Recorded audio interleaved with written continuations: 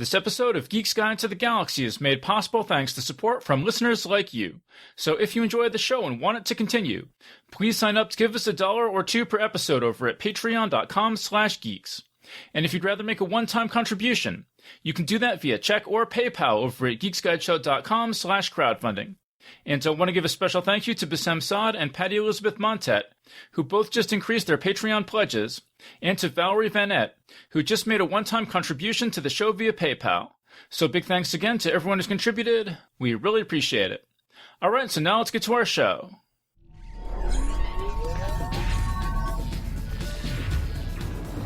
Wired.com presents The Geek's Guide to the Galaxy. And here's your host, David Barr Kirtley. Hello, and welcome to episode 438 of Geek's Guide to the Galaxy. Our guest today is C. Robert Cargill. He's the author of novels such as Dreams and Shadows and Sea of Rust, and he also co-wrote the movies Sinister and Doctor Strange. He was also a film critic for Ain't It Cool News under the name Massa Worm. And we'll be speaking with him today about his recent book, We Are Where the Nightmares Go, and other stories. And now here's our interview with C. Robert Cargill. All right, so we're here with C. Robert Cargill. Welcome to the show. Hey, thank you for having me. Okay, so I just read your collection, We Are Where the Nightmares Go, and Other Stories. So how'd this book come about? Well, you know, it's I love writing, and I write constantly. And if I go too long without writing something, usually like a week or two without having a project, I start getting antsy. I start getting frustrated. I just have to be working on something. And so what I would often do in between projects, several years back, while waiting for, while Scott was editing something or while I was waiting on a contract to come through or something, I would just start writing short stories. Something I really enjoyed when I was much younger that I hadn't had time really to do, again, as a working adult. I was a film critic for 10 years, and that's constant, that was a constant churning of writing. That was a 60 to 80 hour a week job, one you wouldn't think is, but is. And so it was really cool to sit down and start writing some short stories and such. And then, when, my publisher came to me, with to re-up my book deal, they said, "What do you want to write? What are you working on? What would you like to do?" And I had another sequel to a series that I'd worked on, and I had this book, Sea of Rust, that I wanted to write. And I was like, I would really like to do a short story collection. And they were like, "Do you have stuff?" And I was like, "Yeah." And they wanted to see some of it, and I shared some of it. And they're like, "Oh, this is great. Yeah, fill this out and come up with a couple more, and we'll put them together as a collection." And so I wrote several more to fill out the collection, and that's just how it came to be. It's a mix of stuff that I just wrote for fun for myself, and things that I ended up writing for the book. Yeah, so I mean, there's sort of copyright acknowledgments for two of the stories, indicating that they'd been published previously, but are all the other stories in here original to this book? Yes. Yeah. The two other short stories, one we wrote for the Blumhouse Book of Nightmares. Scott and I wrote that. And then there was another one where I was invited to be in this really great collection called Midian Unmade, which was a bunch of stories set in Clive Barker's Cabal universe, which a lot of people know as Nightbreed. And it's after the fall of the city at the end of Cabal. And we were invited to write our own monsters and if we wanted, or use monsters from the universe and just create a part of that universe, and that it would be considered, canon. And I thought that was awesome. And I was like, yes, absolutely. So I wrote those two pieces when I was invited to write them. But everything else here had never been published until this book. Had you been submitting stories to magazines and anthologies and stuff? No, not at all. Like, the two anthologies I was part of, they reached out to me and asked me if I wanted to be a part of them. I hadn't been submitting. It was just something that, I wasn't really on my radar. It was something I very much wanted to do, when I was much younger. But then kind of the short story market had faded away for a while. And so there wasn't a lot of drive to go and do that. And I was literally just writing these mostly for me, stuff I kept on my hard drive, stuff I shared with my friends. It was just, hey, I have a new story. And, several of my friends would be like, oh, I want to read it. And that's what it was meant for. It was just, it was off, and as you could tell reading the book, a lot of these stories are all over the map. There's no one given theme to the book or anything like that, where it's like, oh, these are all stories about this type of thing. No, they're just all horror stories, but horror in different ways, because they're just ideas that I had that I was like, oh, this can't be a movie, but this could be a cool story. And so that's just how they evolved. Yeah. So in the acknowledgments, you say thank you to Diana Gill, Simon Spanton, Rachel Winterbottom, and Jen Brell for fighting for me and this book. What was that fighting involved? Oh, those are all my editors. The first two editors, Diana and Simon, they both left their respective publishers and pursued other portions of their career, and then Rachel and Jen took over.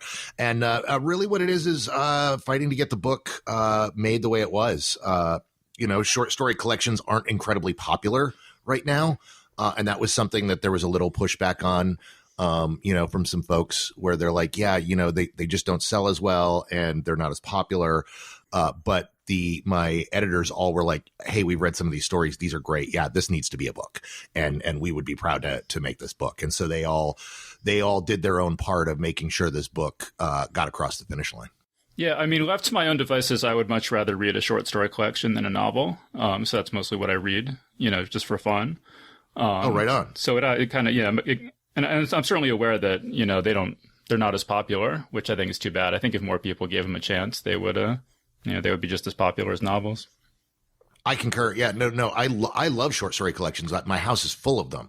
There's so many writers that I love that I want to sit down and read something of theirs. But, it's like a Saturday afternoon. You got a free hour or two.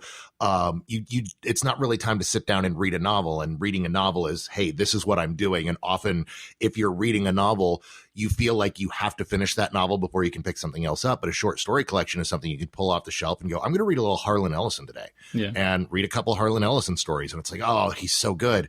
And then you've got complete stories, and then you move on. And I wanted to have something like that. I wanted to have something that people who enjoyed my writing could pull off the shelf and, read for half an hour. And so here it is. Well, yeah, and I also find for interviewing authors, a lot of times it's really good to read a short story collection, because often the stories have been written over, 10 or 20 years or something. You really get a sense of the scope of their career and what their different interests are and how they've developed over time and stuff like that. Absolutely. Yeah. Yeah, like these are the stories that are in here actually go over 20 years. There's one story in here that I specifically put in here because I wrote it back in my early 20s. And, just was one of those things I wrote. Friends liked it. And I ended up having a young man reach out to me years ago and ask me if I would write his thesis film. He was in film school.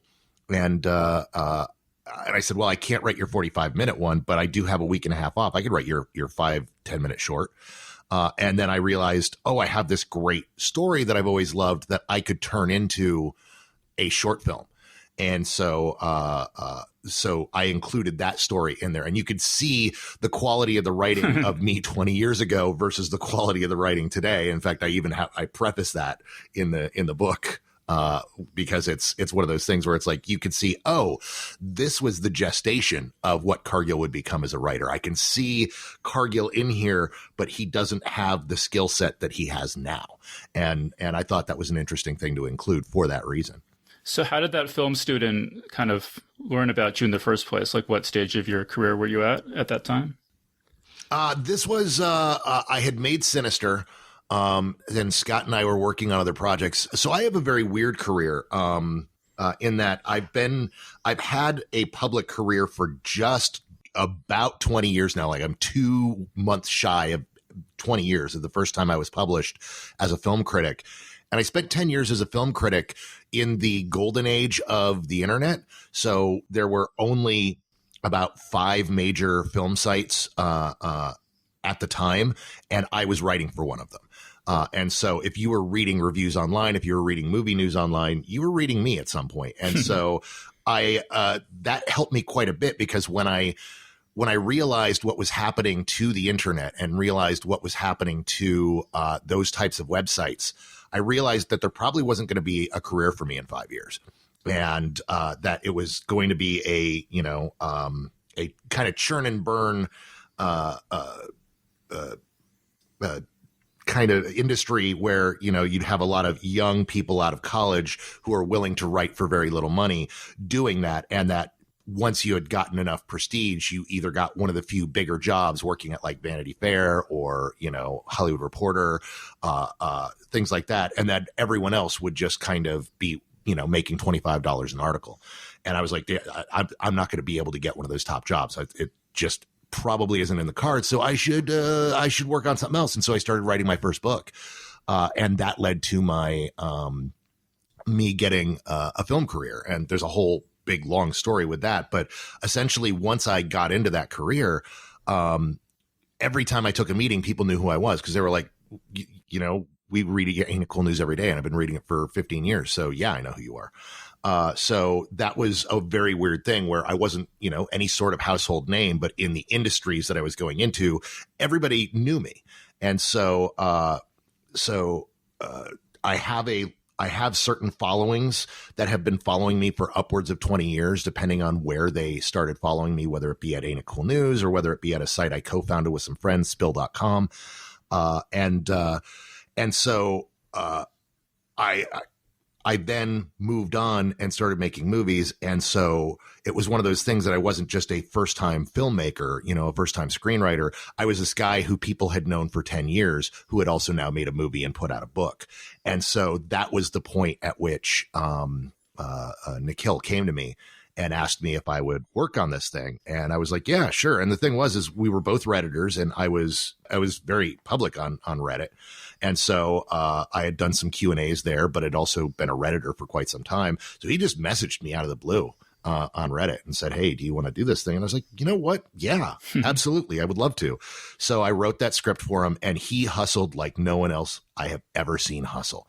Like he took it to other professional filmmakers, people working in digital effects and cinematographers, and said, hey, I'm making my student film. Do you want to work? A lot of people said no, but a lot of people said yes. And then he made this $5,000 student film that just looks great. And it's just really cool. And I'm really proud to have my name on it. And it got him meetings, and he's been, working in the industry. And sure enough, now I have a script that I have him attached to direct. And hopefully we'll get to make that film someday soon. Yeah, that's really cool. Okay, so let me just, from my research, describe the trajectory of your career as I've put it together, and you can tell me if this is correct. But so Ain't It Cool News became really popular. And you were like on the message boards, and one of the editors said, has anyone seen Crouching Tiger, Hidden Dragon? And you said, well, I've seen it. And so they had you review it, and that got a lot of traffic. And so you became a regular there. And then Scott Derrickson, who's now your writing partner, had seen some of your reviews, and he just reached out to you at some point and said, hey, you want to hang out sometime or talk? And you mentioned that you had a book that you'd been working on, and he asked to see it. And then he's like, oh, this is really good. Do you want to be my writing partner? I might be missing some steps in there, but is that pretty much, is that correct? Yeah. Essentially, he had read, Scott had read my book and had given me notes on it and wanted to help me get it published. And then we ran into each other in Vegas, and, I was on my first trip to Vegas, and I'm tweeting about it and tweeting about my Vegas adventures. And he, just popped up on Twitter and was like, oh, hey, dude, I'm in Vegas too. Let's get together and have a drink. And I was like, yeah. And so we went out to the Mandalay Bay and had a couple drinks. And he was in the midst of, there were two companies that were bringing a new model to the table. And the model was, we give you $1 million if you give us a good idea, and then you get final cut and you get to make your movie. And one of those producers was Roy Lee, and the other was Jason Blum. And so he worked up this idea that he wanted to pitch, and wanted my professional opinion. And so he was like, hey, will you give me your professional opinion on this? I was like, yeah, sure. And so I gave him some notes. And then I was like, hey, I've had this movie rattling around in my head for a long time. Can I pitch it to you? And he was like, all right, everybody pitches me once. Here's your one time, pitch me. And I pitched him Sinister. And he was just like, holy fuck, I want to make that movie. And he was just, he instantly flipped for it. And a week and a half later, we were pitching it in Jason Blum's office, but he had told me, he was like, look, ordinarily I would Ordinarily, I'd pay you $50,000 for the idea, and then I would go and write the movie with my writing partner. But me and my writing partner just broke up. I know you're a good writer. You want to write this with me, and we'll see if this works out? And I said, yeah, sure. And so 2 weeks into writing, he just called me up and he said, dude, I've never had a writing experience like this. Will you just be my writing partner? And I was like, yeah. And that was 10 years ago this January. And we've been together ever since and have just recently started up a production company, and it's going very well. Yeah, that's super cool. And so then, so you've written a bunch of scripts together, but then as we mentioned, you also, actually, I'm not sure if we mentioned it or not, but you, this story, A Clean White Room, that's in this book you wrote with Scott. So what is it like? Was it any different writing a piece of fiction, like prose fiction, versus a screenplay as a collaboration? Yeah, it was very different because, prose is radically different from screenwriting. Screenwriting is very exact. There's methodology to it. You can get, purple with your prose in a script. You can get, very literary at times if you like, but you don't have to. And you can have sections of the script be literary and other sections just be very cut and dry. He walks across the room. He clutches his bat and moves down the hallway. You can have very simple prose in there, and then have scenes where you write something a little more literary and, to paint a picture in the mind of the people reading the script. Because, as me and Scott have said many times, a script isn't a film. It's a sales document. There is an art form to writing scripts, and scripts can be art, but what you're writing for is to convince somebody to give you money to turn that into a film. You never intend the script to be the thing that people sit down and take that in.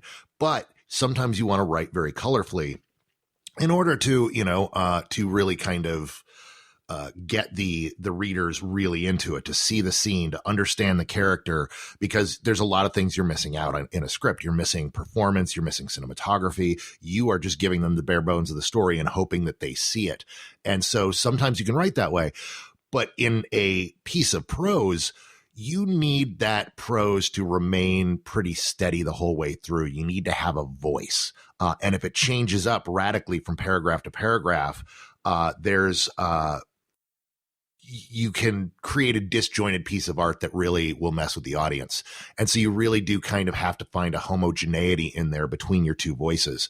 And so Scott and I were able to do that. And we're both very proud of this story, but it's one of those things that it's just harder to do for me than it is to write a script with someone else. And so I find it to be a very kind of different experience. Well, yeah, I mean, when you're talking about the literary style and everything, I mean, I'm usually kind of indifferent to similes and things like that in prose style, but I really liked some of the similes in this story. So I actually wrote down some of them. So like, the key crowds into the lock like a drunk in a packed subway car, bumping and scraping against every tumbler along the way, trying to settle in, find its place.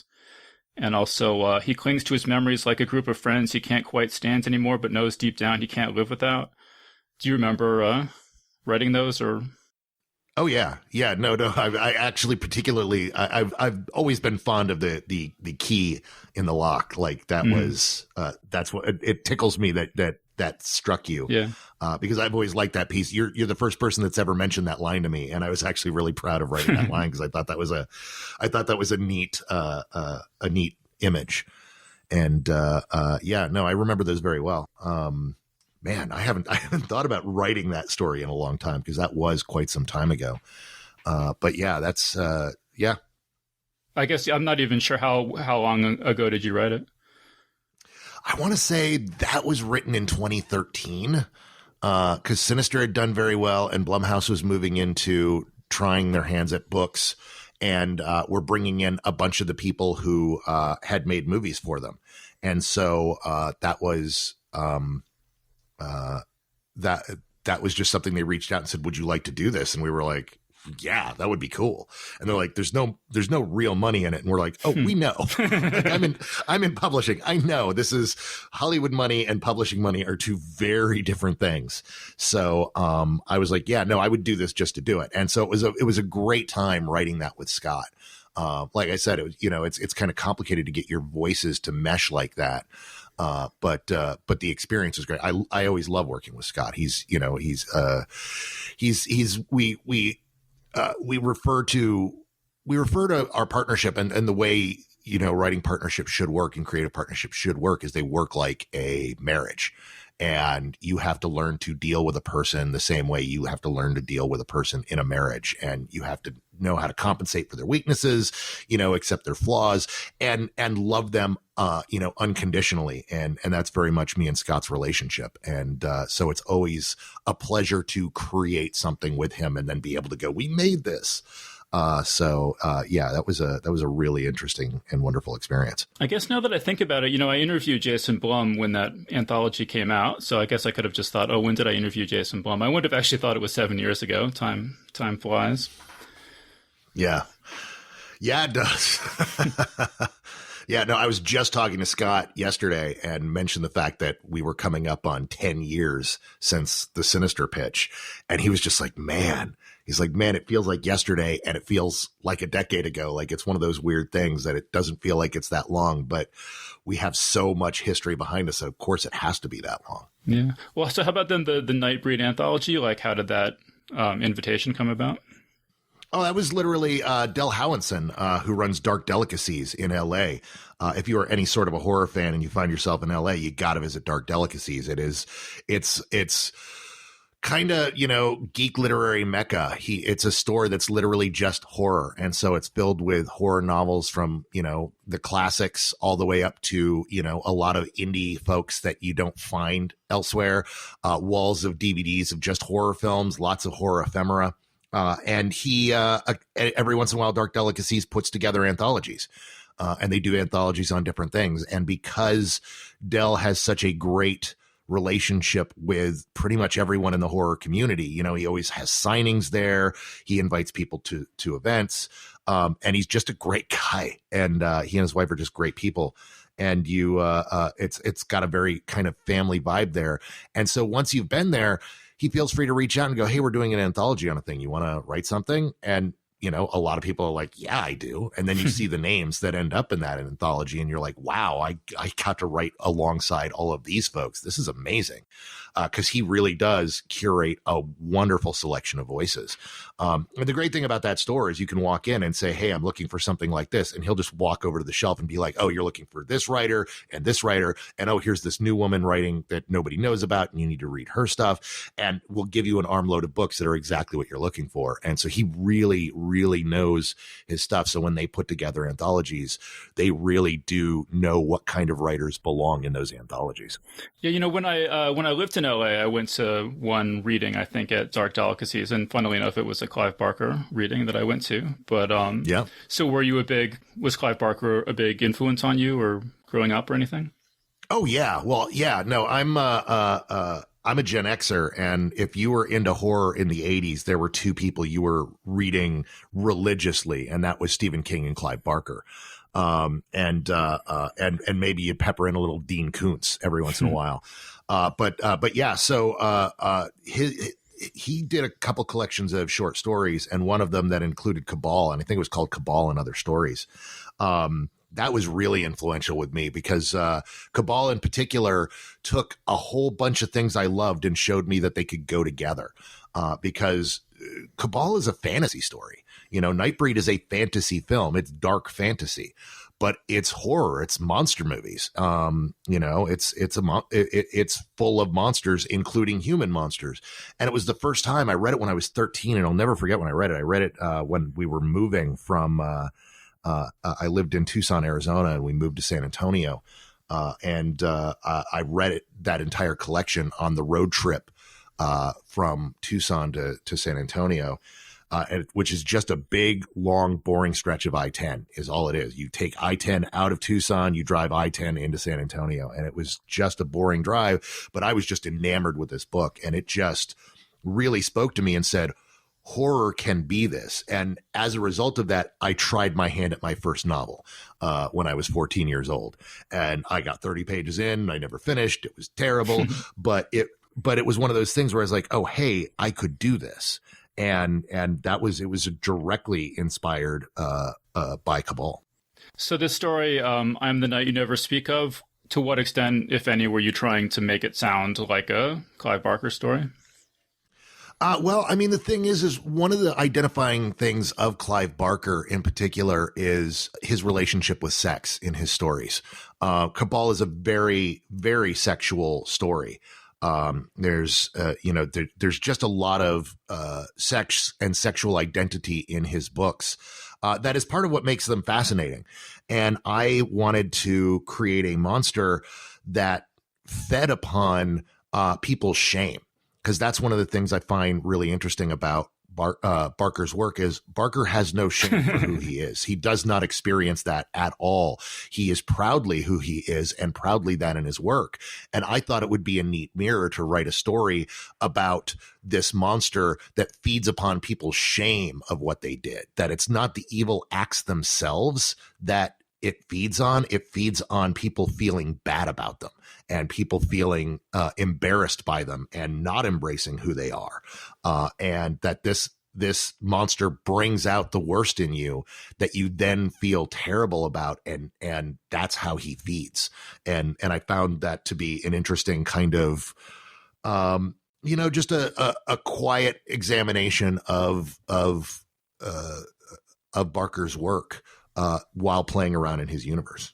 Yeah, I think that's a really interesting approach to that sort of theme anthology, that it's set in his world, but it's a theme that he wouldn't do himself, probably. Yeah. He would not, at least in the work that I've read of his, would not portray the shamefulness of those kind of acts. And so, yeah, that was my Catholic upbringing showing through. Well, so you mentioned monsters, and I think actually probably my favorite story in here is Hell Creek. It's told from the point of view of some dinosaurs, and when the meteor strikes, sort of destroying the earth, that unleashes a plague of zombie dinosaurs. I just thought it was terrific. Do you remember how you first got the idea for that? Oh, absolutely. Yeah. No, that's when I actually, when I talk about writing to young writers and the formation of ideas, this is the example I use because I'd been reading about online a regular extinction event that we have here on Earth that every, I want to say it's every 27 million years, I think, is there. For some reason, we have a big die-off and we don't know what it is. And there's a lot of theories that maybe, it's our sun's orbit in the galaxy brings us close to something that bathes us in radiation, or any number of things. Maybe we go through a large period of, a large area of asteroids and we get meteor hits that help cause die-offs, but nobody really knows what it is. We just know that in the geological record that every 27 million years we see this die-off. And so I was thinking about that. And one of those die-offs, by the way, is 65 million years ago. We're not due for another one for another 11 million years, so we're good. But I was thinking about it, and I was on a walk, and I was thinking about it, and I was like, well, what if it was a zombie plague? Like, what if every 27 million years, we have a zombie plague? That would be crazy. And then I was like, oh, well, what if it was zombies that killed the dinosaurs? Like, what if it wasn't just, an asteroid? What if it was a dinosaur zombie apocalypse? And I said, you know what I've never seen? I've never seen a dinosaur zombie apocalypse in fiction. So I'm going to write a dinosaur zombie apocalypse. And then I tried to figure out, well, how do you tell that story? Like, how do you make that interesting? Because that's the tough part. Like, okay, now I've got an idea for, how to kill off the dinosaurs, but where's the story? And so I was like, well, we need to tell it from the point of view of a dinosaur. And we have to make it an interesting dinosaur that would be fit for fighting zombies. And that's where I was like, oh, a triceratops. Triceratops can gore the zombies and gore them through the heads. And now we have an interesting concept of a character within that concept. And then I was like, well, we need that dinosaur to interact with some other creature. And I was like, well, what if that dinosaur pairs up with another great dinosaur for fighting, zombie dinosaurs? And it's like, oh, an Ankylosaurus. Oh, that would be great. And so then I have this adventure of these two, dinosaurs trying to survive the apocalypse. And the real tough part of writing that was, how do you write it without any language? How do you do it entirely through body language and eyes and not using any words, any speaking, because the minute that happens, now you just have a silly story. It's already like, the thing is one of the things with genre is you're allowed to be as ridiculous as you want, but there are certain lines that if you cross, it goes from being interesting and ridiculous to just silly. And I was trying to avoid this from being silly. I wanted it to be a cool story that was like, oh, I've never read anything like this before. This is weird, but I like it. And it's fun and it's scary and it does everything that a zombie movie should do, but it doesn't go to the point of true absurdity so that you can still kind of retain that immersion. And so it was a tricky one to write, but it was also a lot of fun. And ultimately, I'm super proud of that story. So I'm glad that one's your favorite. Yeah, and I really liked how serious it was. I mean, you sort of would expect it to be like zombie dinosaurs to maybe be kind of goofy, but you play it so straight and it's so, intense and dramatic, and you really feel for the characters and everything. And I really liked that approach. But I was wondering, so, it occurred to me in George Romero's original Night of the Living Dead that it's a comet that brings the dead back to life. And was that in your mind at all when thinking about a comet killing the dinosaurs? Oh, 100%. 100%. Like, the thing is if you look at the structure of the story is actually the classic zombie movie structure. It plays upon all of the basic tropes that you're familiar with, and that was intentional. The idea was, this story, you're familiar with the beats of this story, you've just never seen it told this way. And so, yeah, from Romero's Dead series was pivotal in there. Ideas from things like Kirkman's Walking Dead. Even playing around with trying to some of the stuff that Dan O'Bannon came up with the Return of the Living Dead series. Because there's a lot of different zombie rules out there, and depending on which series you're talking about, you have completely different rules. We have a basic rule set that if you're in a zombie movie, you shoot them in the head. Well, that doesn't always work in every zombie movie, but that's the classic established rule set. So I had to play around with figuring out what my zombie rules were, which meant going through all of the different major series and major ideas in zombie storytelling, and then figuring out which ones I was going to go with. But yeah, Romero and the Comet was absolutely on my mind. Are you a big dinosaur expert? Or did you have to do a lot of research on dinosaurs to write the story? I'm not a big dinosaur expert, but I'm a big science nerd. I just love, one of my favorite things is to watch like science YouTube and especially stuff about astrophysics. There's a number of astrophysics channels that I just love watching. And so I know a lot about dinosaurs in terms of, the average person, but I wouldn't call myself an expert. So it was a lot of sitting down and doing some research on them. And in doing the research is where I found the title of the story, because in fact, I'm super proud of the title, because it's called Hell Creek, which sounds exactly like what you would think a horror movie should sound like, but it's named after the Hell Creek Park. And Hell Creek Park is this swath of land through the Midwest, which is where we find so many dinosaurs. It's where a bunch of the dinosaurs that died in the extinction event met their end. And so, and all of the dinosaurs that appear in this story can be found in the Hell Creek Park. And so I was like, Hell Creek, oh, that's perfection. Like, that is exactly what this story needs to be called. So it's kind of a tongue-in-cheek title, and but based on when I was doing research, because one of the things I sat down and did is said, okay, so I know a bunch of dinosaurs, but I also know that dinosaurs that people are familiar with lived at very different times than one another. Like, a lot of the dinosaurs that there are breeds of dinosaurs that people would think lived together that actually existed so far apart that we're closer to those dinosaurs than they are to their counterparts in terms of geological time. And so I sat down and said, okay, so this is 65 million years ago. I'm limited to those dinosaurs. which dinosaurs were around, and which ones would be fun to make zombie threats. And so I've just very much kind of poured through the dinosaurs of the time to go, which ones would be fun? Which ones would be interesting? And not just because we established the zombie T-Rex in there, but it can't just be big, lumbering, scary zombies. It's got to be different types of zombies in order to freshen it up. And so that's where I really did most of my research, was trying to find which ones would be interesting to unleash on our protagonists. Yeah, no, it's a terrific story. I really, really highly recommend it. I was also curious in terms of research. One of the pieces, it's called "The Soul Thief's Son," and you say it's set a few weeks after your novel "Queen of the Dark Things," and yes. It very heavily involves sort of Australian Aboriginal magic. And I was just curious, like how much of that did you invent for the story, and how much of it did you research and stuff like that? It's a lot of research. That whole series, the Colby Stevens series, is very much steeped in research and folklore.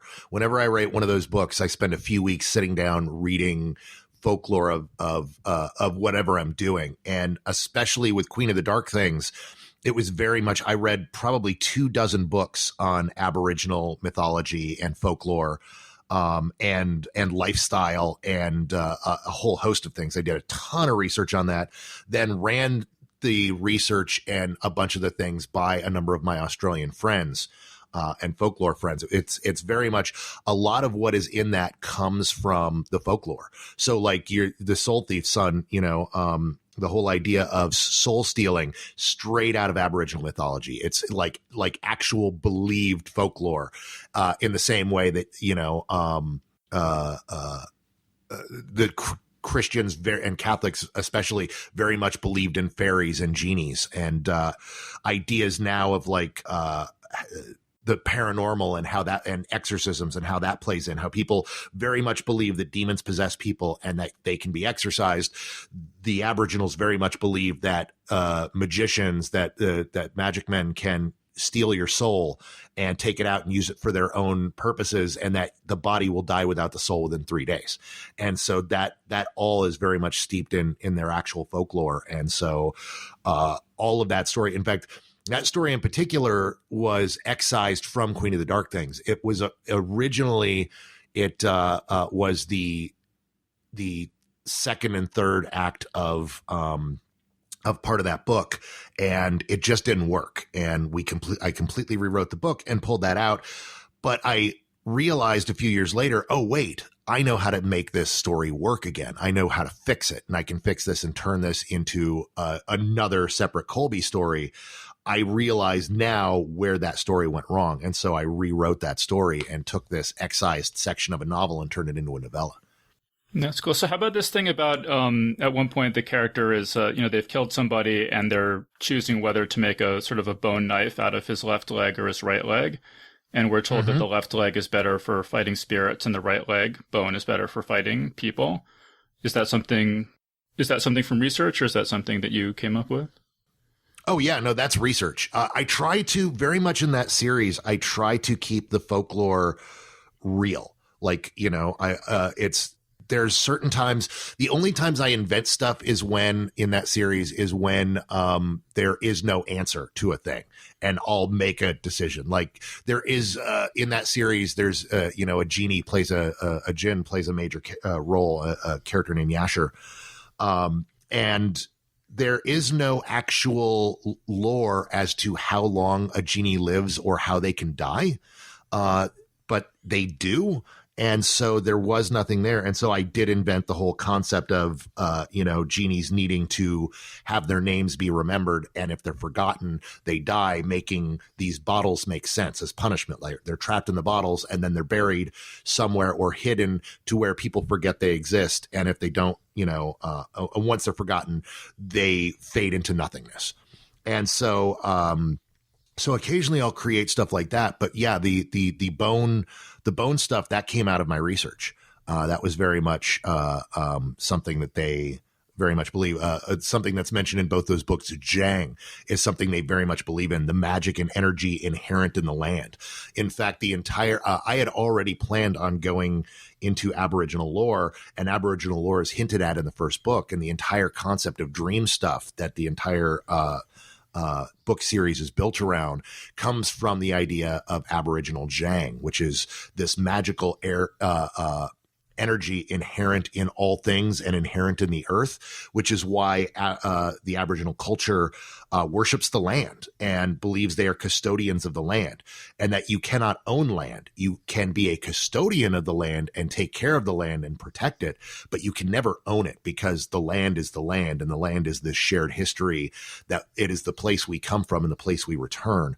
And so everything you'll find that is, direct in that story comes out of Aboriginal folklore, because I'm fascinated by it. I love it. And I wanted to share it with other people, because it's such rich, wonderful folklore and an amazing way to look at life.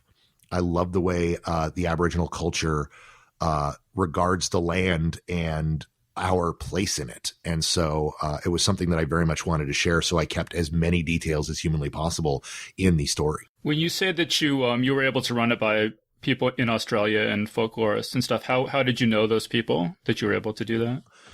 Again, I've been online for a long time, and my stuff has been read. When you're on the internet, you're being read all over the world. And so I had a bunch of fans and friends that I developed who are from Australia, and some who are in the television community down there, and was able to say, hey, can you track down someone for me who's an Aboriginal folklore expert who can read through this and give me notes and make sure that I'm not being that I'm not appropriating anything or misrepresenting anything. And so use those connections to get a cursory read on that, to make sure I wasn't stepping on any toes. And so that's just how I found those folks. And Dr. Thaddeus Ray, PhD, that's a fictional person? Yes. Yeah. So that story, it comes from, again, it's this series of books, and Dr. Thaddeus Ray is this character who's always providing context to a bunch of the things that are happening in the story. But what you find out very early on in the first book is Dr. Thaddeus Ray is actually Colby himself, and that Colby is writing these guides to the supernatural world under this assumed identity, and that some of the supernatural things know he's doing this, but because of his place in the world, they can't really do anything about it. And so these books that you're reading throughout the story are actually the esoteric tomes being written by the character that we're also seeing experience these things in his youth. That's cool. I had a couple of just random questions about some of these stories. So one of them is called Jake and Willy at the End of the World. Could you just talk about where that came from and where those characters came from? Yeah, I was bored one night, and I was and sitting up and had a couple beers and got this idea of these two hillbillies at the end of the world. Like how would they deal with, the apocalypse, and the idea of, kind of just porch sitting. And so I've got these two guys sitting in lawn chairs inside their house at the end of the world, and they're just having a conversation about it. And they're both kind of dumb shits. But at the same time, there's that country wisdom to them. Like, they're not stupid. They're just poorly informed. And at the same time, they're also two guys who deeply love one another, who are afraid to say how much they love one another. And they're, they want to kind of say it, but they can't say it, while this ambiguous end of the world is coming for them. And just something that popped into my head, and I just wrote it as a one-act play. And never had finished it. It was just this half of a one-act play that was sitting there. And when I was trying to come up with stuff for this book, I was like, oh, Jake and Willy could be turned into a short story, and I could come up with an ending for that. And that's what I did. I converted that one-act play into a short story. Do you know sort of hillbilly people like that, or is that just sort of out of your imagination? Yeah, I mean, I'm from Texas. I was born in Texas, and I'm going to grow old in Texas. I love this place, and I know people out in the sticks. I know country folk. especially in my youth, I would go out and, you'd have that friend whose family had a trailer out in the hill country somewhere, and you guys would drive out an hour and a half and sit and drink beer in the middle of the country and stare at the stars. And a lot of folks, like that around there. And, so yeah, it wasn't based on anyone particular, but was based on folks that I've known. Yeah. Well, it's funny that you mentioned Texas, because actually, my girlfriend and I just moved to Austin, in the past year. And unfortunately, because of the whole pandemic, we've sort of been locked in our apartment the whole time. But, anyone I talk to for this podcast who's from Austin, I've been asking them, like, what sort of geeky stuff should I look forward to doing once I can leave my apartment? So do you have any people, places, events, or anything I should check out?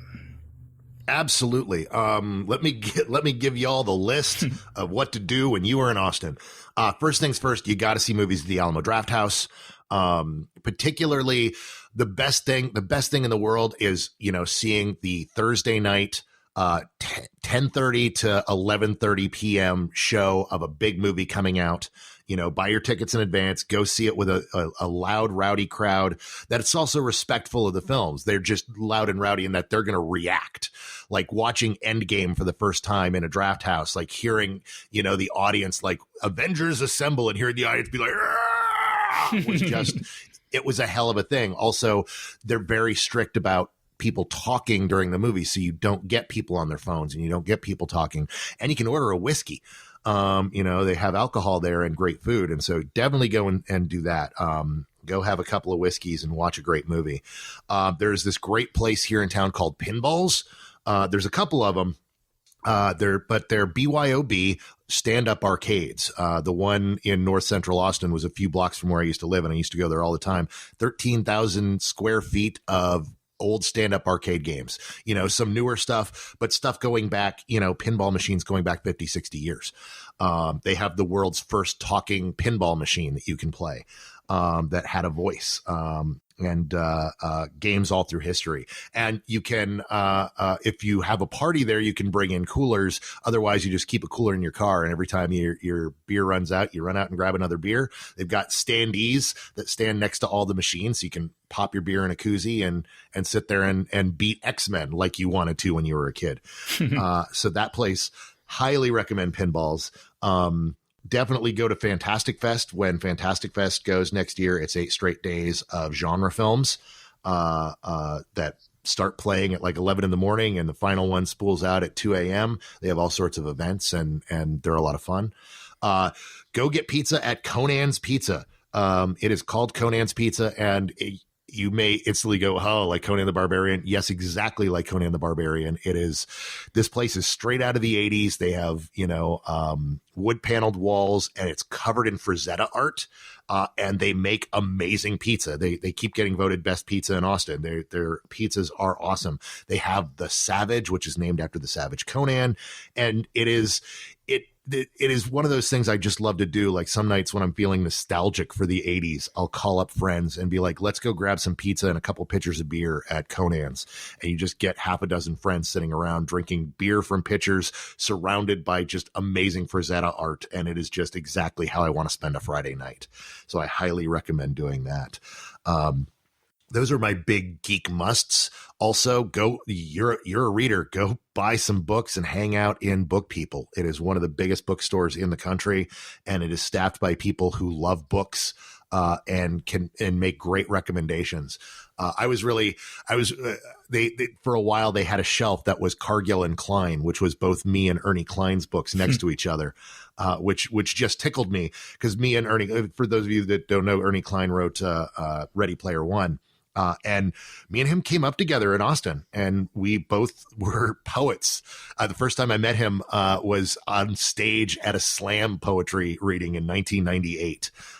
So it's tickled me that we both had careers that have gone up both as screenwriters and novelists, and that our local bookstore will occasionally put our books together. And I think that's really neat. But those people love books and really know their stuff.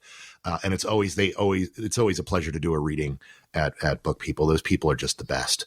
So in terms of like Geek Austin, those are all the musts. Like I highly recommend doing all of those things. Yeah, we had been to Book People's amazing. We've just been there once or twice right before we went into quarantine. So I definitely, I'm looking forward to going back there. It's funny when you were mentioning the arcade. There was a place like that in Brooklyn we used to go called Barcade, and I'm thinking there was this one time where we just gone to meet an agent, and so we hadn't played anything, and then my girlfriend really wanted to play one of the games as we were on our way out the door. And I said, well, I only have $20 bills and I don't want $20 worth of quarters. And she's like, we can use them to do laundry. And I was like, oh, yeah, that's a good point. All right. So I put my $20 bill in the thing and I get $20 worth of Barcade tokens. And I was like, oh, no. So I have bags of tokens around the house that I cannot wait to use again. But yeah, I usually one of the things I do for my birthday is the Alamo Drafthouse kindly gives me a screen to show a movie on. And so I show a midnight movie the weekend before my birthday, and they let me pick something from the American Genre Film Archive, which they run.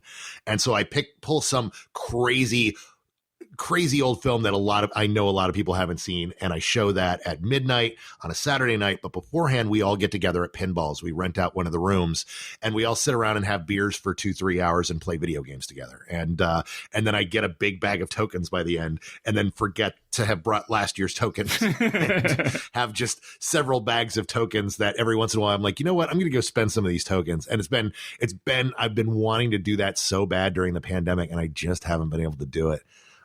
For obvious reasons. But yeah, it's imagine Barcade, but imagine if Barcade were 13,000 square feet. Like this place is not small. It is gargantuan, and I adore it. Yeah, and that sounds amazing. Yeah, I'll definitely check that out. Then the other thing I want to ask you about is in one of my recent interviews, I interviewed Justin Benson and Aaron Moorhead. And oh yeah, when I mentioned that I just moved to Austin, they said I should interview you, and I had your book on my TBR pile for a long time, so I was like, all right, let me do that. But they mentioned that you were their dungeon master for D&D. I am, yeah. They wanted to play with the beginning of the pandemic. They'd always wanted to play Dungeons and Dragons and never had, and they were like, well, Cargill plays. Let's and they kind of reached out gently and said, hey, we're thinking about starting Dungeons and Dragons, getting into Dungeons and Dragons. Could you recommend what we should be doing? And so I sent them a list of, hey, yeah, here's how you start, yada, yada. And then about a week later, it just was one of those things that hit me. It's like, maybe they were low key asking me to be their dungeon master. And so we were on we have a weekly, I have a tradition here at my place I call porch beers. And whenever there's a film festival, I invite other filmmakers out to, my back patio and to drink beers on the porch and just talk. And, Aaron and Justin have been a couple times, and they wanted to start a digital porch beers for the pandemic, and invited a bunch of horror filmmakers. And so we get together once a week and talk shop or talk what's going on in life. And it's really great because somebody will be having a problem and being like, I don't know how to deal with this. I don't know how to deal with the studio, or I don't know how to deal with this problem in a script, or, what's going on in this movie. And then somebody will be like, oh, I've done that. I know how to, here, let me walk you through this. I've dealt with that exec before. Let me tell you what they're doing and how they're being passive aggressive to you and how to solve that, because I had to solve a similar problem, and it's stuff like that. And Aaron and Justin had started it up. And one week I was on, and I was like, hey, when you reached out a couple weeks ago, were you low key asking me? And they're like, you were low key asking me to be our dungeon master. So I was like, well, you know what? I haven't run a campaign in a couple of years. I would love to. And it's been the high point of every week. Like, they are so much fun to dungeon master for, and it's such a great group. And it's them, it's Adam Egypt Mortimer, who's another director, and it's all of our significant others. My wife plays, and Aaron and Justin's girlfriends play, and it's so much fun. We're running through Curse of Strahd at the moment and melting their brain, because most of them have never played Dungeons and Dragons before. So they're just like, this is what Dungeons and Dragons is like. This is amazing. And so, yeah, we literally play every week without fail. It is the first group I've had in history that, it's every week we're playing. And it's been great fun. Well, and to start them off with Ravenloft, that's pretty hardcore too. Yeah. Well, I mean, they're all horror filmmakers. So it's like, why not run them? Like, they will get the horror of this game. And they certainly do. It's amazing. It's entirely, it's a whole group of storytellers. And so the thing with storytellers is they pick up on every clue. And they literally piece it all together, and they're talking. And there's one point when they're in Argynvostolt, and they're like, wait, we need to find this skull. I'll bet you the skull is at Castle Ravenloft. Do we have to pull a heist to go get a skull to put these spirits at rest? I think that's what we have to do. That's amazing. And I'm just sitting here watching them put all the pieces together, not having to railroad them at all. And they're like, let's pull a heist at Ravenloft.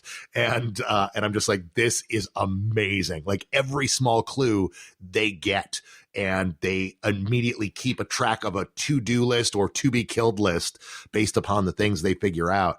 And I've never had a campaign where every single thread that gets offered to them gets figured out and delighted in, and it's wonderful. So I adore this group so much. I hope we're playing Dungeons and Dragons together for years to come. So what sort of background playing Dungeons and Dragons did you have? Had you been playing for 20 years or something? 35. I played my first Dungeons and Dragons game when I was 10 years old, Red Box, in the mid 80s. I had a friend who was playing, and we played, and my parents were very much against. The thing is that when I was 8 years old, the 700 Club did its big thing about Dungeons and Dragons and how it's of the devil, and how the devil gets your kids, and it's awful. And I wasn't allowed to watch the Dungeons and Dragons cartoon anymore. And all of a sudden, this was my act of rebellion. It is the nerdiest act of rebellion in the history of teenage acts of rebellion. But I started playing D&D heavily. In fact, I built false bottoms on all my comic boxes to store all my D&D books that I would get secondhand from friends. And so, I was playing Dungeons and Dragons so much so that I was often playing. The original Dungeon Master's Guide had a random dungeon generator in it, and I would play solo playing through the random dungeon generator, and I would have these characters and play through until I died, and then start from scratch again, and play a Gygax style dungeon crawl with these characters, and just try to survive, and I would do that after my parents had gone to sleep. So I've played every iteration of Dungeons and Dragons. I was, for a short period of time, in NPR's Rolodex as a resident Dungeons and Dragons expert. So I've actually appeared twice on Wait, Don't Tell Me as a Dungeons and Dragons expert. I was the first person in the world to review 4th edition. I was playing it as a playtester, and loved it so much that I reached out and said, hey, can I write this up for Ain't It Cool News? And so I reviewed that. And so then that was where I got put on everybody's radar. Like, hey, this guy got into Dungeons and Dragons before anyone else got to see it. How did he do that? And so, I got to know several of the writers, especially during 3rd edition, and would play test for them. That's how I got to play test 4th edition. Was they would run their stuff by me, and I would break it for them, because I'm one of those guys who played so much that I learned all of the books and knew how to break stuff, and would go, oh yeah, this feat is really cool, and I see what you're doing, but if you combine it with this feat and this feat, this creates a broken character. So you're going to want to put in a caveat that this doesn't work this way. Otherwise it will be abused to oblivion. And by the end of 3rd edition, I was playing 3.5. I was playing such twinked out, crazy characters that I was just like, I need a new edition now, because I have to tie my hands in order to make a character now. And that's not fun. You want, the whole goal of Dungeons and Dragons, you want to feel powerful. You want to feel, good at what you do. You want to do the best version that you can. And there was so many materials, and I was just so familiar with it that I was not able to have fun with it anymore, because I had broken it. And so I really loved 4th edition and played 4th edition well into 5th edition. And so now I'm playing 5th edition with all these friends. I played my first 5th edition game like 2.5 years ago. And I was like, oh, this is cool. This is very different, but I see the benefits of 5th edition and why 5th edition is awesome, and have been playing that very regularly during the pandemic. I actually have 3 games going right now. Oh, wow. One where I'm a player, the one you mentioned that I'm the DM, and then I DM one for my wife that we do here as like, hey, we're going on a walk, or we're hanging out in the pool, or we have nothing to do tonight. It's like, oh, let's pick up where we left off. And so, yeah, it's pandemic time has been lots of Dungeons and Dragons time. That sounds amazing. I mean, I had a very similar experience. I grew up as a kid in the 80s and 90s, and there was the whole satanic panic, and they wouldn't let us play D&D in school and all that kind of stuff. So that definitely had a big impact on me in terms of just really detesting moral panics and all that kind of hysteria and all that kind of stuff. Indeed. Yeah. It really, having been involved in that, it's one of those things that it was very eye opening to just how manipulative certain sections of religions can be and how they can, target innocent people and make their lives awful for the purpose of extending their own power base. And so it's definitely something, watching the satanic panic definitely armored me against other panics of the future, where I was able to go, wait a second, Yeah. I've seen this before. I've been told that Dungeons and Dragons would make me commune with the devil and would drive me to suicide. And then I found out, no, actually it's all about killing devils and being the good guys. Like it's very easy to create very Christian driven campaigns. So much so, like in third edition, I remember there's a really great, because of the way they did the rules in third edition, you could make all sorts of third party products for it. You could do that again now, but there was a famously interesting and somewhat popular biblical variant of 3.5, where you used the Dungeons and Dragons rules, but fought the demons of hell and, were the good guys and, was mostly driven by clerics and paladins, but was really kind of neat, set in like the old school biblical Mesopotamia. It's adventures in biblical times. Because when you get to what was originally considered to be canon stuff, there's some crazy stories. I deal with this in Queen of the Dark Things, where, Solomon had a ring that allowed him to command demons. And so he had 72 demons that he was in command of and forced them to build his original temple. And his original temple was built by demons that were under his enslavement. And it's like, that used to be considered canon Christianity. Like, there's lots of fun, bonkers fantasy stuff in there. And that's the type of stuff that this played around with for fantasy adventures. And I thought that was neat. Yeah, absolutely. All right. So this has been a great conversation. Unfortunately, we're pretty much out of time, but we'll have to have you back sometime because it's obvious that your geekiness cannot be contained to one episode. I'd love to come back. You should check out Sea of Rust. I'm really proud of that book. Yeah, no, it sounds cool. It's more of a sort of like robots. I don't know if it's steampunk exactly, but sort of robot post-apocalyptic kind of thing. Post-apocalyptic robot Western is what it is. It's essentially it's robots have wiped us out, and they are all that's left, and now they're fighting each other. And so I really adore that book. Yeah, no, sounds super cool. So do you have any final thoughts or any other projects you want to let people know about? Well, if you enjoy We Are Where the Nightmares Go, if you've enjoyed my other stuff, I have a new book coming out next May called Day Zero, which is it's essentially a prequel to Sea of Rust. It's set in the Sea of Rust universe. And I'm really, really proud of that one. And that's coming out soon. And me and Scott are going to shoot a Joe Hill movie in next February for Blumhouse. And I'm very excited about that. And we'll have announcements about that coming soon. But yeah. Well, yeah, that's great. Yeah, definitely looking forward to all that. And yeah, definitely we'll talk to you again sometime. But so we've been speaking with C. Robert Cargill about his book, We Are Where the Nightmares Go and Other Stories. So thanks so much for joining us. Thanks for having me, man. And that was our interview. So big thanks again to C. Robert Cargill for joining us on the show. And remember that Geek's Guide to the Galaxy is made possible thanks to support from listeners like you. So if you enjoyed the show and want it to continue, please sign up to give us $1 or $2 per episode over at patreon.com/geeks. And if you'd rather make a one-time contribution, you can do that via check or PayPal over at geeksguideshow.com/crowdfunding. So big thanks again to everyone who's contributed. We really appreciate it. All right, so that was our show. So thanks everyone for listening, and we'll see you next time. The Geek's Guide to the Galaxy is a production of Wired.com. For more information about the show, visit geeksguideshow.com. To learn more about your host, visit davidbarrkirtley.com. Music and voiceover produced by yours truly, Jack Kincaid. If you enjoyed this program, tell your friends. If you didn't enjoy it, tell no one. Thank you for listening.